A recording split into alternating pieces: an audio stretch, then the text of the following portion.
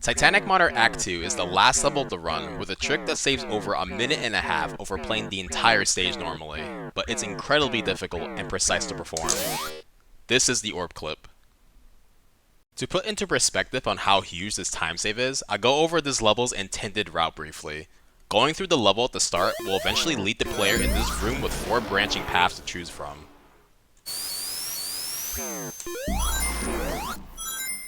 Upon picking a path and reaching the end of it, the player will be warped back to the main room with the previously entered path blocked off. You must clear all 4 paths, which takes over 2.5 minutes optimally, to unlock a portal at the center of the main room to enter the final boss chamber. These paths that you enter actually have 2 different exits in each of them. The first exit is a basic exit that the game leads you towards, so it's pretty straightforward to get to.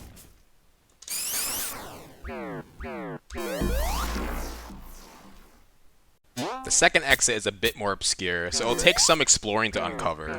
I'll dub these as the hidden exits. These hidden exits drops you off at an additional area just before warping you back to the main room with the branching paths. These areas have a ring monitor and a shield monitor at the center of the room, rewarding the player for their efforts in finding the hidden exit, as well as an orb to escape back to the main room. The type of shield you obtain depends on the path taken. Top left's hidden exit has the normal shield, bottom left's hidden exit has the lightning shield, bottom right's hidden exit has the fire shield, and finally top right's hidden exit has the bubble shield. Now the top right is where we want to direct our attention towards. Reaching the hidden exit here will take you to the bubble shield room. Interestingly, there's a unique area just above it that's normally inaccessible if you play the level the intended way, and for some reason, there's a capsule just sitting here. So the game plan here will involve playing through the level until we reach the room with the 4 paths, then take the top right path and enter the hidden exit to reach the bubble shield room, and clip up the ceiling using this orb. Speaking of the orb, we need to briefly talk about how the orb works. When Sonic approaches an orb, he gets sucked in its gravitational pull, locked in doing rotations until a jump is pressed.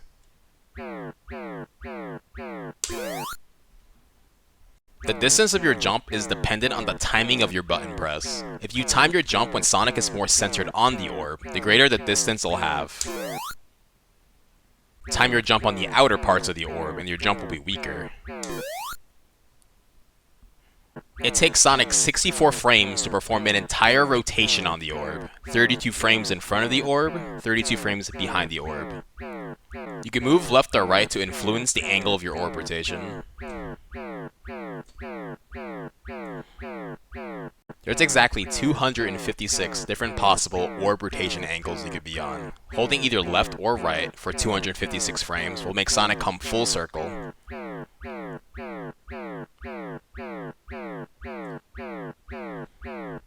Despite not being very obvious, tapping left or right, even for 1 frame, is just enough to change your angle slightly.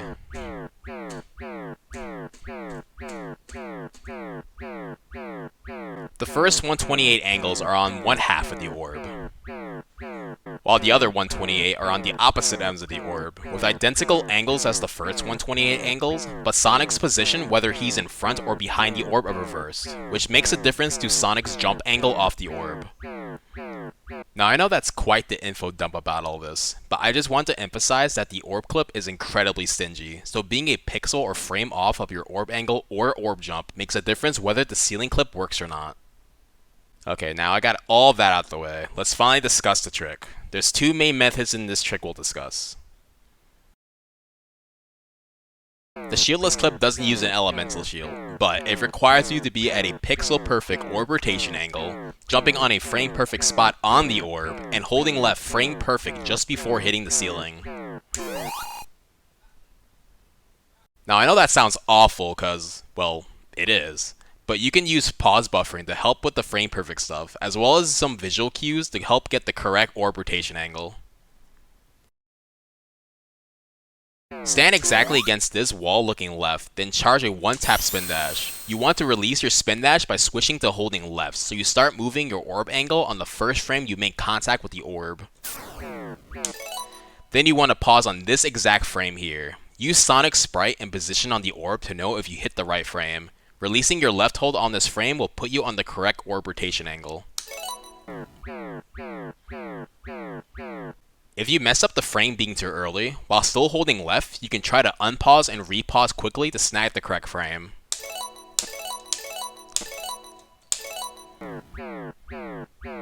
If you pause too late, as long as you know how many frames you were late on, you can switch to holding right and hold it for the amount of frames you were late on. If you don't want to deal with that nonsense, you can just jump back to the right and try again.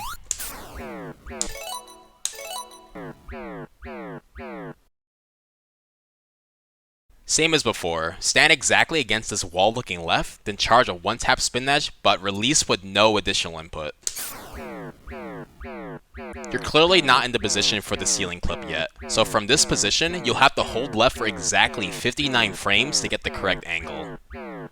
The best way to know the length of how many frames you held left for is with the aid of the in-game timer. Just before you hold left, you want to pause the game, but make a mental note on the centiseconds you paused on before the pause graphics obscures the timer. 59 frames is the equivalent to 98 to 99 centiseconds later. With some mental math, you can have an idea on what in-game time you need to repause on to achieve 59 left frames. Once you know the time you're looking for, start holding left, unpause, and try to repause on the correct frame. Once you got it, release left and unpause. You'll be on the correct angle.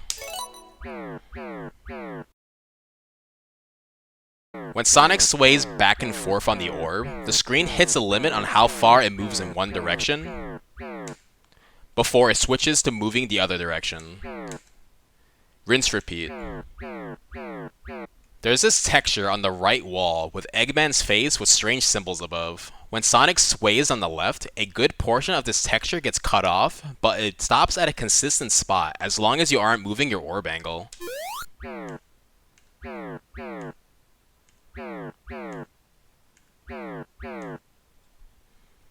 When you're on the correct orb rotation angle, the right wall cutoff when Sonic's on the left should look like this.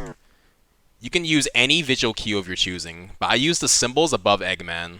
Here's what the cutoff looks like if you're a frame early or late as well. Personally, I use the semi-V-shaped symbol. If it's perfectly on screen with no excess red coming from the right of it, then I know I'm on the correct pixel. If this V-shape is slightly cut off from the right, then it's early. If this V-shape is a bit of the red wall showing from the right side, then it's late. This is the one visual cue you can realistically do without pausing. Just have a keen eye on the visual cue you're looking for. Just make sure Sonic's rotation has him behind the orb when he's moving towards upright.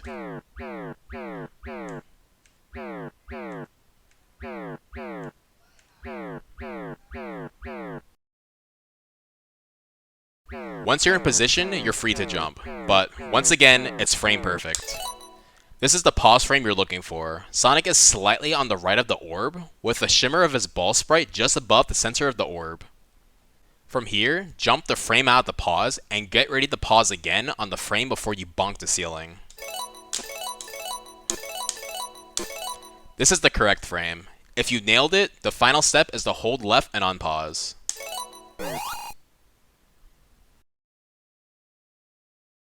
As the name suggests, this setup utilizes the lightning shield. One of the downsides of it, however, is that it's roughly 10 seconds slower, due to how you optimally obtain the lightning shield. You must bring the shield from Titanic Monarch Act 1 to Act 2, which will require you to not skip this 10-second cutscene, as skipping cutscenes will take away any elemental shield Sonic has equipped.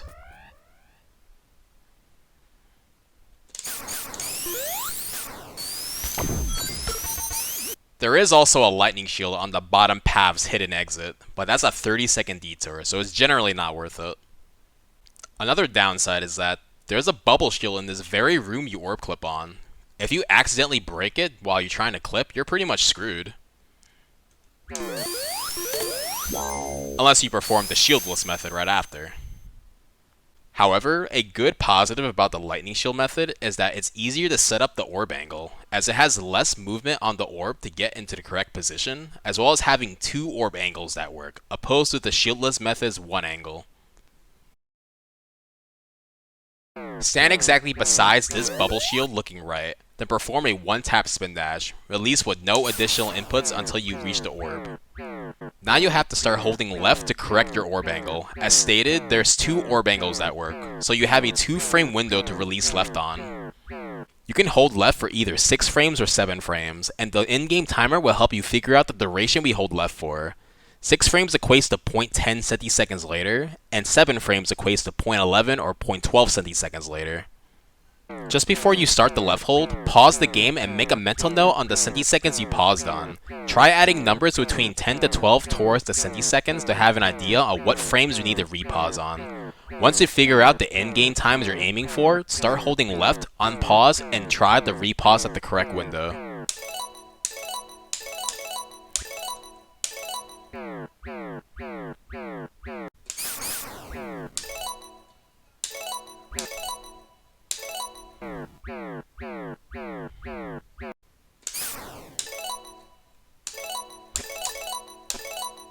If done correctly, you'd be aligned just right for the next step. Approach the orb on the left and use this texture once again on the right as your visual cue. This texture gets cut off on the same spot every time when Sonic moves far enough left on the orb, so we can use this to gauge our orb angle.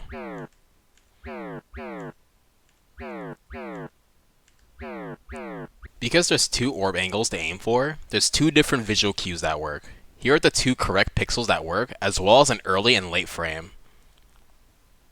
I personally use this semi-E-shaped symbol as a reference. If a good chunk of this E is cut off, then you've undershot your angle. If you start seeing an additional piece of the E coming out of the right side, then you've overshot it. But if you strike a balance between those bad pixels, then you're good to go. The frame you need the orb jump off is dependent on which of the 2 orb angles you're currently on. If you held left for 6 frames using the in-game timer method, or you had this pixel using the wall texture method, then you want to jump on this frame. If you held left for 7 frames using the in-game timer method, or you had this pixel using the wall texture method, then you want to jump on this frame here. Pausing for these frames can be finicky, as the lightning shields can sometimes cover up Sonic's sprite, which is the visual cue you're looking for. The next steps going forward will work regardless of what orb angle you're in. If you pause, now you want to jump the frame out of the pause, and then perform a lightning jump approaching the ceiling. That lightning jump must be performed at a frame-perfect spot, which is the first frame Sonic bonks the ceiling. Despite the lightning jump being frame-perfect, there's actually some leniency to it. The game doesn't allow you to lightning jump off the orb here until you bonk the ceiling, which is the frame that works.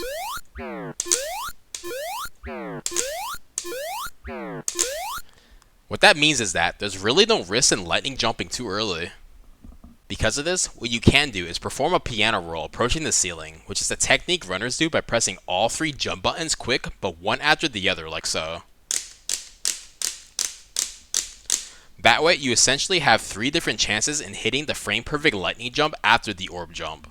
This technique is also useful in hitting the frame out of the pause, as there's no penalty for being early. After the clip, all you have to do is reach the top area. If you have super in stock, you can make this last part a lot easier. If you perform a jump inside the ceiling, but on the next frame you hit the super transformation button, you'll zip up the collision towards the room, with the capsule waiting for you on the right.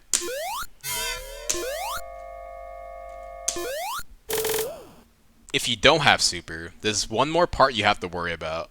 As you're jumping up, there's an air pocket on your left that you will inevitably make contact with. If you enter this air pocket, you're stuck with no way in getting out, so your only solution is restarting the level from the very beginning. Here's what the air pocket looks like and how you're approaching it with a collision viewer. But there is a way around it. You approach the air pocket right up against the wall, and with precise inputs, you can do this. Once again, here's the same scenario with collision viewer. So when Sonic is inside a wall, most movement options immediately ejects him out of it. This involves jumping, or moving towards the wall you're in. But you can freely move away from the wall without falling, as long as you have enough ground to walk on. However, if you decide to jump in conjunction with momentum moving away from the wall, not only does this wall not eject Sonic, but he advances further up the wall. And this technique is what will allow us to avoid getting softlocked in the air pocket. So the first step will be getting in position for the air pocket escape. But before that, however, I gotta talk about an annoying quirk of this orb clip. You see, when you achieve the orb clip, Sonic could either be on the foreground layer of the ceiling, which makes him completely visible while traveling upwards, or on the background layer, obscuring Sonic. Being on the background layer makes it harder to tell where Sonic is, thus getting in position for the air pocket escape more tricky. But there is a simple setup to get in positions for both scenarios. If Sonic is in the foreground, keep jumping until Sonic is positioned where his foot is standing on a line on the wall. The correct location is just one jump after this spot, so jump once more and you're good to go. If Sonic is in the background, keep jumping up. There's a brief spot before the air pocket where Sonic can be visible again,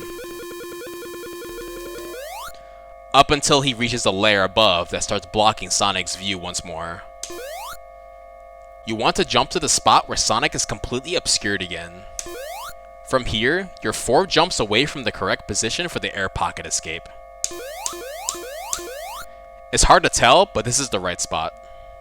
Now you have to scale the wall you're clipped on for 3 jumps without falling off. To do this, quickly tap left and then jump right after, so your jumps are performed with left momentum off the left taps.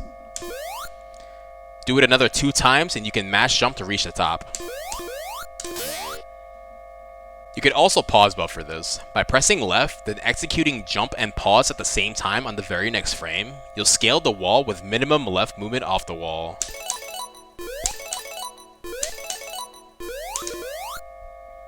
An optimal time would be sub-minute on the in-game timer, or sub 50 seconds if you're really quick.